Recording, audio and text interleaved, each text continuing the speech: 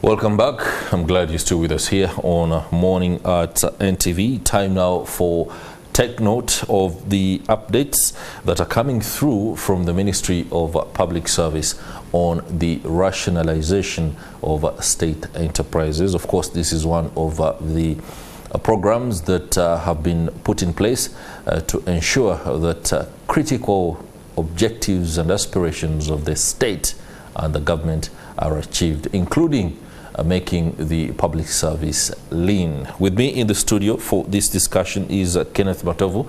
Kenneth Matovu is Senior Management Analyst at the Ministry of Public Service. Mr. Matovu, many thanks for joining us on Morning at NTV. Good morning, and good morning, our dear viewers. Great. It's almost a year, so to speak, after the much touted RAPEX, if that acronym is anything to go by. Before we go into the nitty-gritty, Yes. how far are we? Thank you very much. And the citizens out there, my fellow Ugandans, Cabinet on the 22nd of February, 2021, took a decision to merge, mainstream, and transfer functions, and also rationalize government expenditure, or public expenditure, as you may deem it fit. In due course, there were studies that were done for the different entities that were supposed to be mainstreamed, those to be merged, and those to be transferred. And we came up with a roadmap. This was to be implemented in 2 phases, where phase 1 was supposed to review, design, and approve structures to support the reform. Then phase 2 was to review the legal framework. Most of these entities were established by acts of parliament. Some of them are constitutional, and some were just decrees. Take, for instance, the Rural Electrification Agency. This was an agency that was operating without a statutory instrument.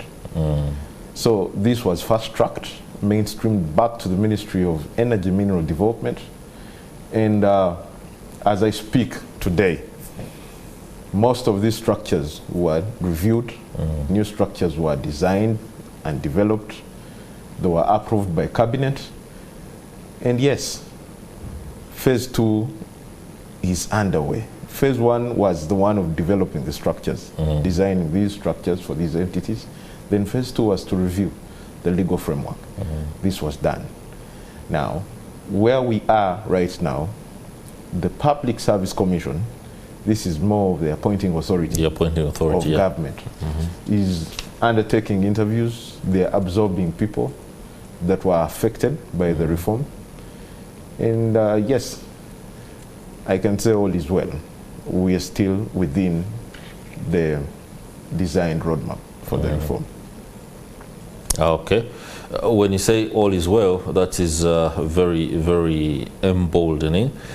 But if I were to ask that within this time frame, there cannot be no challenges. Of course, like it is with any reform, you're bound to face challenges. So what particularly are the challenges? One of them is fear of the unknown. Now, we faced a lot of resistance. We also saw some of the incidents that were unfolding in Parliament when some of these bills were being tabled, where people looked at, let me take an example of the Coffee Development Authority. You saw how the honorable members of Parliament were really heated up. Like, what happens to the farmer? What happens to the coffee? Do we still get the concessions we were getting from the export market? Now, when it comes to such things, remember we did studies. These entities, before they were established in the country, these functions were being performed by the ministries. Now, Ministry of Agriculture was responsible for the regulation of the farming industry, be it crop or animal. So, the resistance we faced from probably the workers of these entities They say this is not going to work. They looked at the bureaucracy tendencies in government. Yep. Decision making takes so long. Are we safe? But I can assure you, yes, we are safe. The regulation will continue. Extension services will continue. And we shall continue to work as a country. This is not going to deter us from moving. So the challenge, the biggest challenge we faced was resistance from the affected staff of these entities. You spoke about the fact that some agencies had been created by decree, yes, and lacked the backing of the statutory instruments. I do not know how many of these we can readily identify, and how they, on the chunk of those that are supposed to either be absorbed, how many are they? Could you give us some examples? Because agencies, some agencies are widely seen as very essential, yes, but we might not understand this dynamic that this is by decree and has no statutory backing. You've spoken about the rural electrification agency. Now, something like rural electrification, yes, is at the core of public service delivery. How it is a decree and has no statutory backing is also a bit of a challenge. Now, if we have many of these, it is understandable that the absorption has happened, but why did it get to that point of having so many agencies by decree and no statutory backing? At the time of establishment, I'm meant to believe that these agencies, someone did a study, and this, at that time, the extension of electricity deep to the rural villages in the country was lacking. At the time, we had an organization called the Uganda Electricity Board. And we all saw the challenges we were going through as a country. That is right. So they needed some bit of capacity filling. Then the governments then thought of coming up with an agency like Rural Electrification Agency that didn't have any statutory instrument, but went ahead to date. They had to work. They had to extend electricity, as this was a need. But the beauty is that most of these have since outlived their usefulness. They have been overtaken by events. Now, we had that one, Rural Electrification Agency. There was something called the privatization unit. But by the time of the reform, by the time Cabinet took that decision, some of these were already done away with. Had already been disbanded. Exactly. Now, there are some that are established by the Companies Act. Okay. So most of these that fall in the category of the regulation of the Companies Act, some of them are still in play. We have the electricity companies. We all know we have generation, transmission, then distribution. These were supposed to be merged to become one, for us to have a Uganda National Electricity Company. But because of what is currently happening, we also the smooth handover of Umeme to the distribution company. We needed to first halt that, first stay implementation of the merger of the companies, for us to have the smooth transition from Umeme to distribution. EDCL. Then at a later stage, we can think of reorganizing these companies to avoid the duplications. Then you asked what categories we have. We said there are those that are established by acts of parliament, the likes of dairy development, coffee development. We had NADS. We have companies like the Uganda Warehouse Receipt System. All those and many more were established by acts of parliament. What was supposed to be done was recall their statutory instruments, review them, amend, or even repeal. And this was done. So the functions that were being performed by these agencies The likes of Uganda warehouse receipt systems, this one has been mainstreamed back to the Ministry of Trade, Industries and Cooperatives. Their functions, the function of the board now will be performed by the permanent secretary of the ministry, meaning that we no longer have a board for the Uganda warehouse receipt systems. The same applies to other mainstream functions. For instance, the Microfinance Regulatory Authority, that is the Tier 4, mainstream back to the Ministry of Finance. You have Coffee Development Authority, Cotton and Dairy, then NADS, the Secretariat. All these have been mainstreamed into the Ministry of Agriculture, Animal Industry and Fisheries. So whatever functions their boards were doing, one of them was being recruitment. Government has only one recruitment authority, which is the Public Service. If it is for the education sector, you go to the Education Service Commission. So functions of the board, things like recruitment will be done by the service commissions. Then the other management functions will be done by the permanent secretaries of these ministries. Okay. Interesting there. I'm glad you bring in the idea that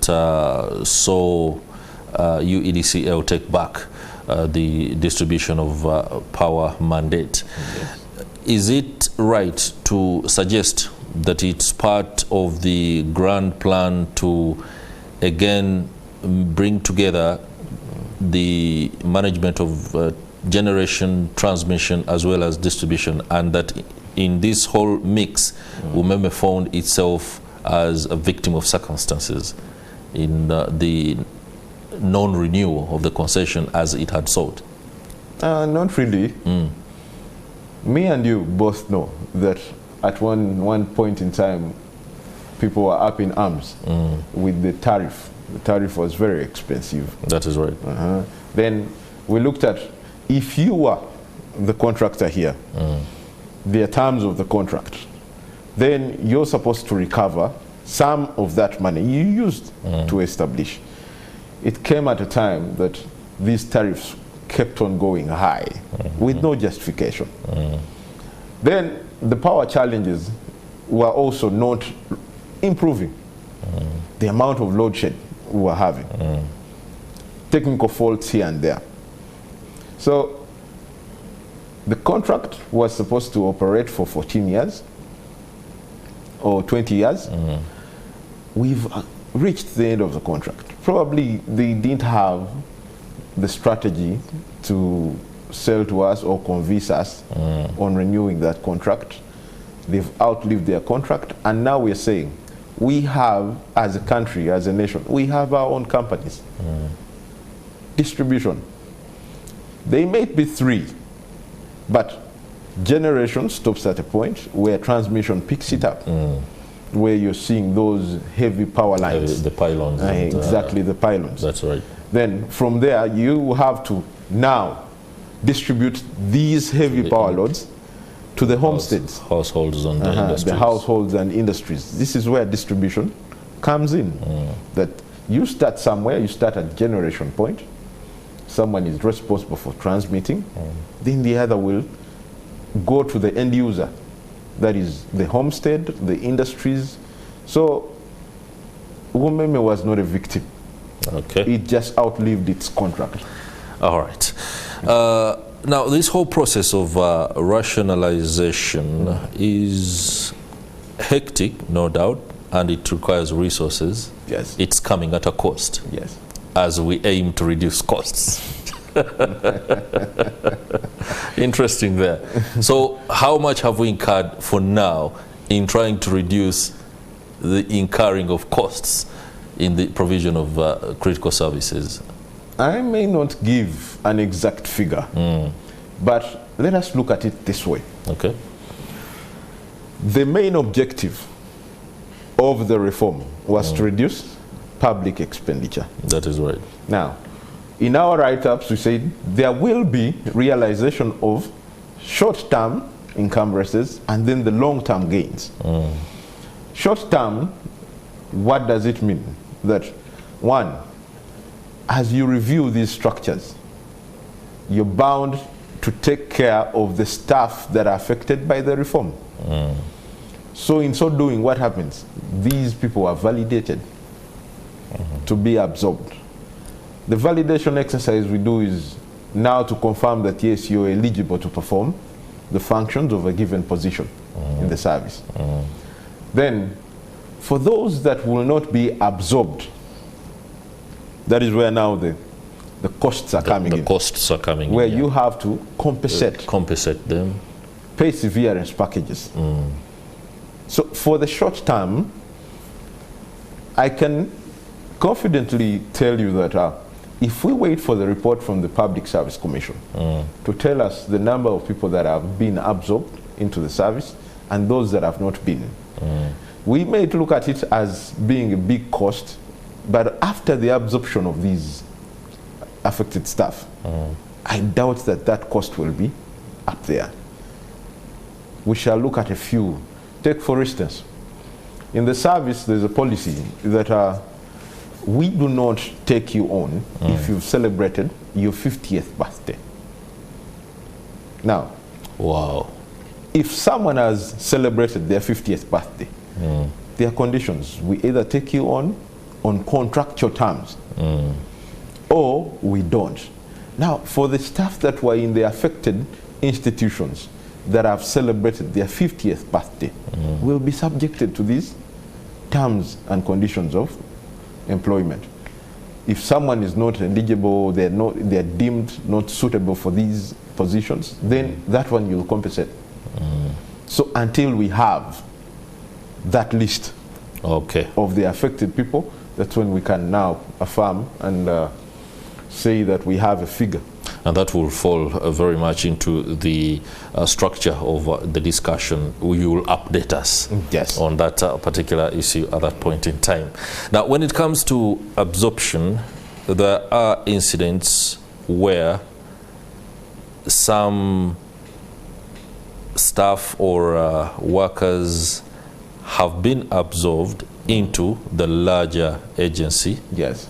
But payments are not coming through as smoothly as they were when they were working before the absorption. That has created a new challenge.